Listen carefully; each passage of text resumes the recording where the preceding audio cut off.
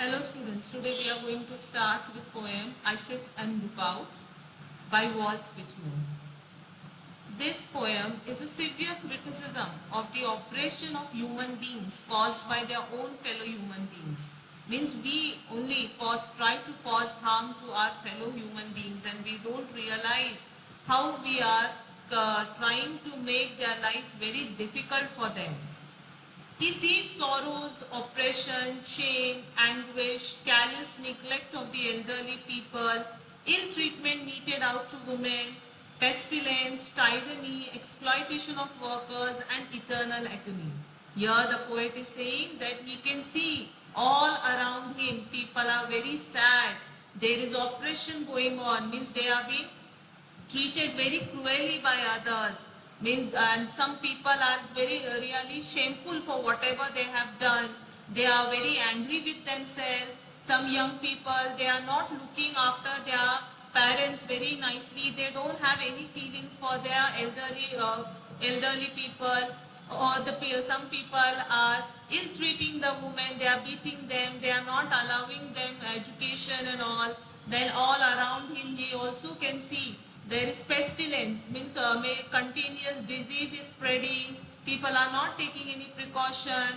Then tyranny, means a dictator type ruler is there. He is trying to rule everyone. He is not allowing the people to live in a peaceful life. There is exploitation of the workers around. They are not given their wages properly. They have to work very hard. Then eternal agony. People are not happy with their life. They are going through depression. They are committing suicide.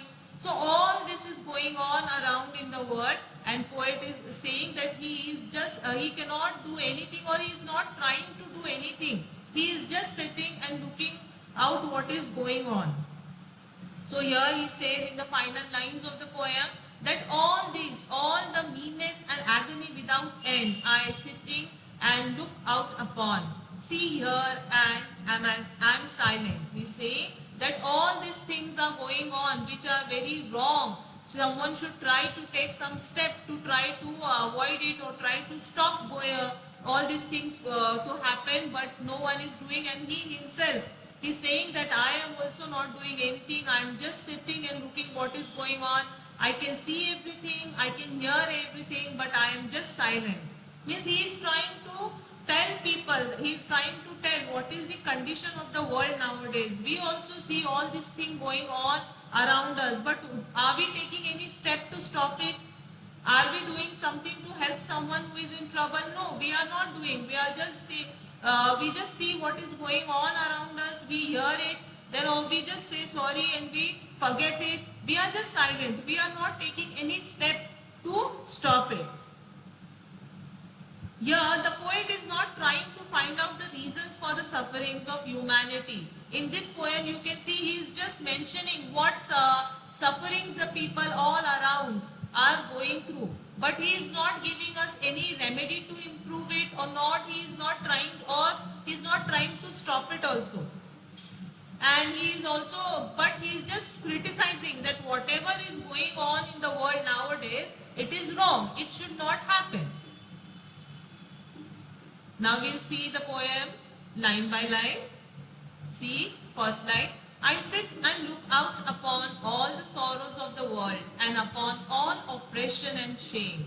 Here he is just confined, the poet is just confined to the four walls of his house. He is just sitting in his house and he looks out. He must be sitting in the gallery or in the veranda, or he is just looking out, and he finds that the world is full of sorrow. All people are going through some or the other hardships in their life, and he feels very sad for them. He is pained to find that some people are shamefully oppressing others. They are trying to very cruelly cause harm to others.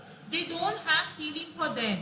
Some young men commit shameful deeds. Some young people are doing some, you can say, very shameful acts like robbing, trafficking, or something other they are doing. And later on what happened? They feel very shameful for whatever they have done earlier, and now they want to repent it. They want to they feel sorry for whatever they have done.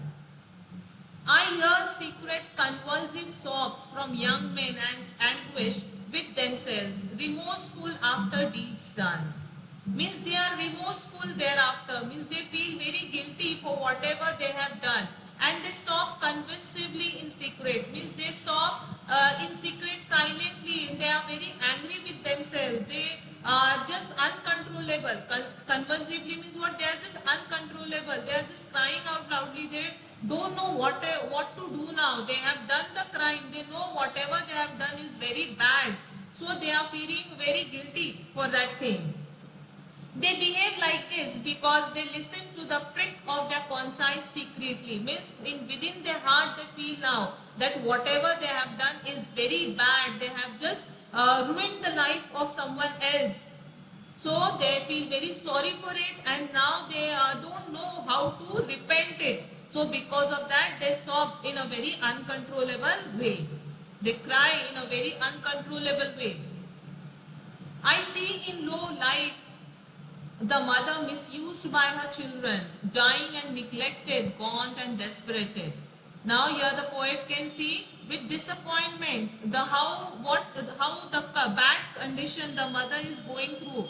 When the child is very young, is small, she looks after the child so nicely so that he becomes a good human being. But now when it is his turn to look after the mother when she is old, so what happened? He completely neglects her mother. He doesn't have any feeling for his mother, and because of that the mother has become gaunt, means she has become very skinny, bony.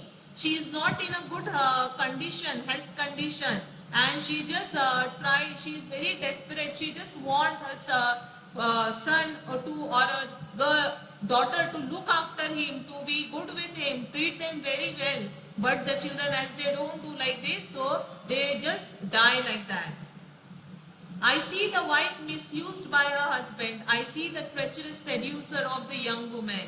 Here the poet is trying to say that we can also see wives being exploited by their husband. They are not treating their wives respectfully. They don't allow them to go out of their house. They only want their wives to do household work. They don't treat them respectfully. And he can also see how the young women are seduced by the evil characters of the society, how they try to make them fool, and they try to tell them to go against their family and run away with them, and after on they just leave the young girls like that only. So their life is ruined.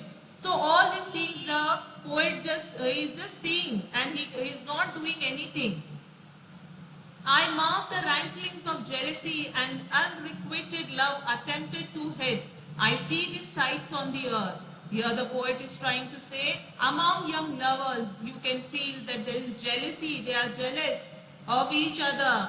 There is anguish, they are angry of unrequited love. Sometimes what happens, if any boy, he has proposed a girl, if she refuses, so this boy becomes very angry and he tries to do something wrong with that girl.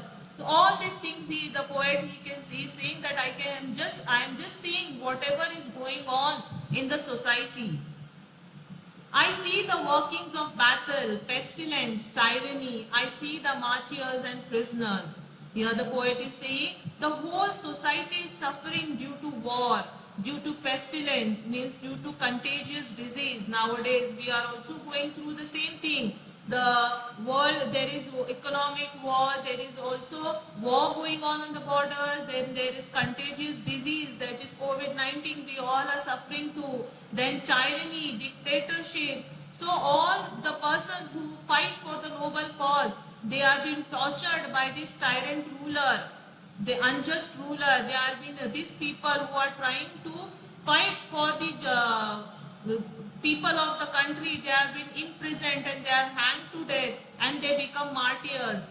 Means these unjust rulers, how they are trying to cause harm to the people of the country.